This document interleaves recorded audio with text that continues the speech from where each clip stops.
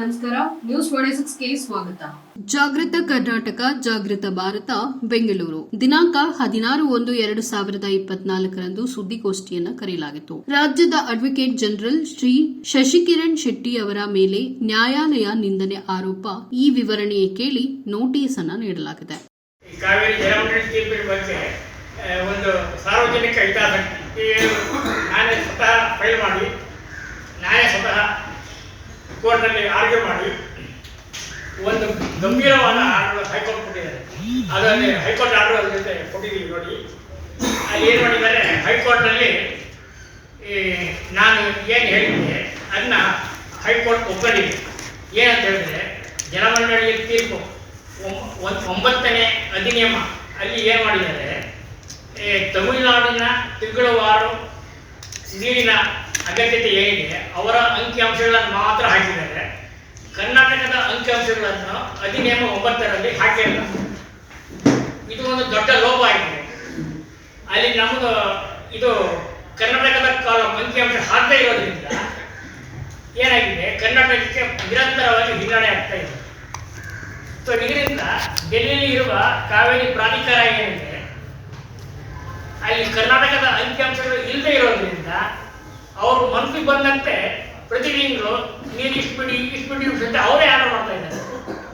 ಯಾಕಂದ್ರೆ ಕರ್ನಾಟಕದ ಕಾಲಮ್ ಅಲ್ಲಿ ಇಲ್ಲವೇ ಇಲ್ಲ ಜಲಮಂಡಳಿ ತೀರ್ಪಲ್ಲಿ. ಸೊ ಇದನ್ನು ನಾನು ಚೀಫ್ ಜಸ್ಟಿಸ್ ಅವರ ಗಮನಕ್ಕೆ ತಂದೆ, ನಾನೇ ಸ್ವತಃ ತಂದೆ. ಅವರು ಅದು ಒಪ್ಕೊಂಡ್ರು. ಜಾಗೃತಿ ಭಾರತ ಅಂತ ಒಂದು ಸಂಘಟನೆ ಮುಖಾಂತರ ಒಂದು ಸರ್ಕಾರದ ವಿರುದ್ಧ ಒಂದು ಹೋರಾಟ ಮಾಡ್ತಾ ಇದ್ದಾರೆ ಅಂದ್ರೆ ನಿಜಕ್ಕೂ ನಾವು ಶ್ಲಾಘನೆ ಮಾಡಬೇಕಾಗಿದೆ. ಯಾಕಂದ್ರೆ ಕಾವೇರಿ ಒಂದು ವಿಚಾರ ಅನ್ನೋದು ಸಣ್ಣ ವಿಚಾರ ಅಲ್ಲ. ಯಾಕಂದ್ರೆ ನಮಗೆ ಈ ಕಾವೇರಿ ವಿಚಾರ ಬೆಂಗಳೂರಿಂದ ಹಿಡಿದು ಮೈಸೂರು ಈ ಭಾಗಕ್ಕೆ ತುಂಬಾ ಪ್ರಾಮುಖ್ಯತೆ ಕೊಡುವಂತ ಒಂದು ವಿಚಾರವಾಗಿದೆ. ಅಧಿಕಾರಿಗಳು ಈಗಾಗಲೇ ಕಳೆದ ಬಾರಿ ಒಂದು ಬಂದಂತ ಮಾಧ್ಯಮಗಳಲ್ಲಿ 122.75 ಕೋಟಿ ನೀರಾವರಿಗೆ ವಕೀಲರಿಗೆ ಸರ್ಕಾರದಿಂದ ಹಣ ಅವರಿಗೆ ಹೋಗಿರ್ತದೆ. ಅದರಲ್ಲಿ ಹೆಚ್ಚಿನ ಏನು ನ್ಯಾಯಾಧೀಶರು ಮಾಹಿತಿಗಳನ್ನ ಮಾಡ್ತಾ ಇಲ್ಲ.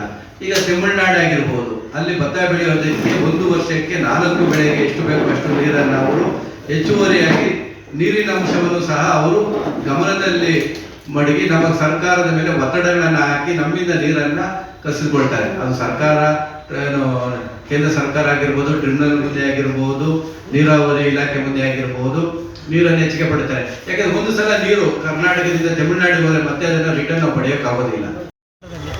ಇದರಲ್ಲಿ ಏನಾಗಿದೆ ಅಂತ ಹೇಳಿದ್ರೆ, ಕರ್ನಾಟಕದ ಗೌರ್ಮೆಂಟ್ ಅಡ್ವೊಕೇಟ್ ಶಶಿಕಿರಣ್ ಶೆಟ್ಟಿ ಅವರು ಹೈಕೋರ್ಟಿನ ಮುಂದೆ ಸುಳ್ಳುಗಳನ್ನು ಹೇಳಿ ಹೈಕೋರ್ಟಿನ ಹಾದಿಯನ್ನು ತಪ್ಪಿಸಿರುತ್ತಾರೆ. ಇದು ಹೈಕೋರ್ಟ್ ಗಮನಕ್ಕೂ ಬಂದಿದೆ.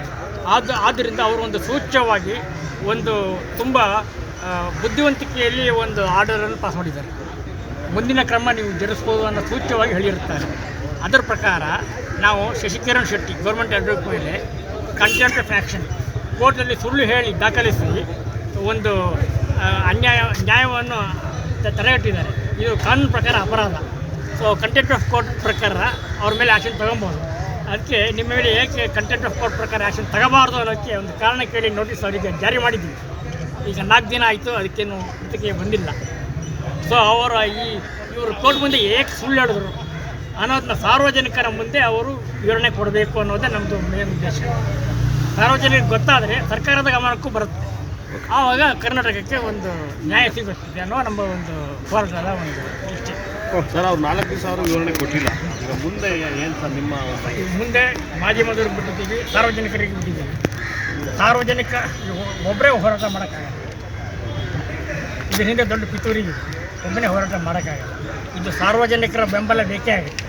ಸೊ ಸಾರ್ವಜನಿಕರ ಮುಂದೆ ಈ ಗೌರ್ಮೆಂಟ್ ಅಡ್ವೊಕೇಟು ಸುಳ್ಳು ಯಾಕೆ ಹೇಳಬೇಕು ಅನ್ನೋದೇ ಪ್ರಶ್ನೆ.